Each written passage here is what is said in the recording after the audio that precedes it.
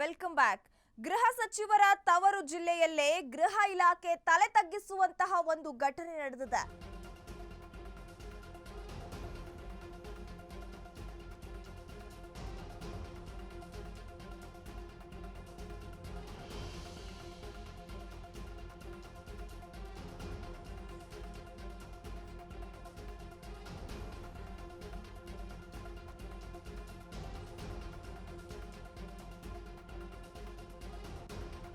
ಗೃಹ ಸಚಿವರ ತವರು ಜಿಲ್ಲೆಯಲ್ಲೇ ಗೃಹ ಇಲಾಖೆ ತಲೆ ತಗ್ಗಿಸುವಂತಹ ಘಟನೆ ನಡೆದಿದೆ. ಇದೀಗ ದೂರು ನೀಡಲು ಬಂದ ಮಹಿಳೆ ಜೊತೆ ಕಚೇರಿಯಲ್ಲೇ ಡಿವೈಎಸ್ಪಿ ಕಾಮದಾಟ ಆಡಿದ್ದಾರೆ.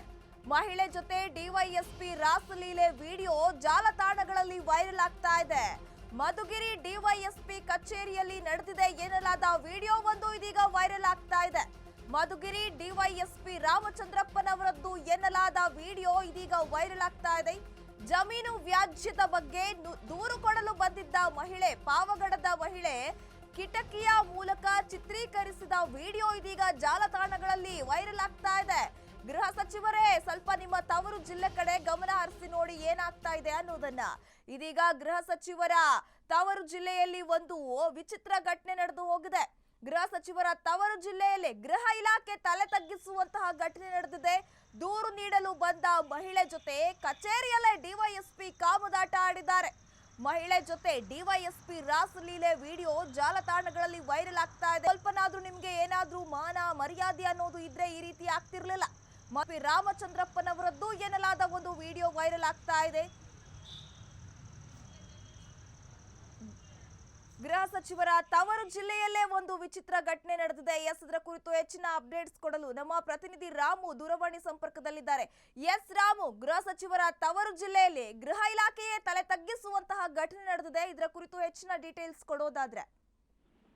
ಖಂಡಿತವಾಗ್ಲೂ ಸುರಭಿ, ಬೇಲಿ ಎದ್ದು ಹೊಲ ಮೇದಂತೆ ಒಂದು ಪ್ರಕರಣ ಇದಾಗಿರುವಂತದ್ದು. ಏನು ಒಂದು ಬಡ ಮಹಿಳೆಗೆ ಒಂದು ನ್ಯಾಯ ಸಿಗುತ್ತೆ ಅಂತ ಹೇಳಿ ಒಂದು ಪೊಲೀಸ್ ಸ್ಟೇಷನ್ಗೆ ಹೋದಂತ ಸಂದರ್ಭದಲ್ಲಿ ಆ ಆರಕ್ಷಕರಿಂದಲೇ ಈ ಒಂದು ಕೃತ್ಯ ನಡೆದಿರುವಂತದ್ದು. ಎಲ್ಲೋ ಒಂದು ಕಡೆ ಹಲವಾರು ಒಂದು ದ್ವೇಷಕ್ಕೆ ಗುರಿಯಾಗುತ್ತೆ ಅಂತಾನೆ ಹೇಳ್ಬೋದು. ಇನ್ನು ಈ ಒಂದು ಭಾಗನ ಏನು ಕಳೆದ ಹಲವಾರು ದಿನಗಳ ಹಿಂದೆ ಒಂದು ಡಿವೈಎಸ್ಪಿ ಅವರ ಒಂದು ಭೇಟಿ ಆದಂತಹ ಮಹಿಳೆಗೆ ಒಂದು ಡಿವೈಎಸ್ಪಿ ಒಂದು ಬಾತ್ರೂಮ್ಗೆ ಕರ್ಕೊಂಡು ಹೋಗಿ ಈ ಒಂದು ಕೃತ್ಯ ನಡೆಸುವಂತದ್ದು.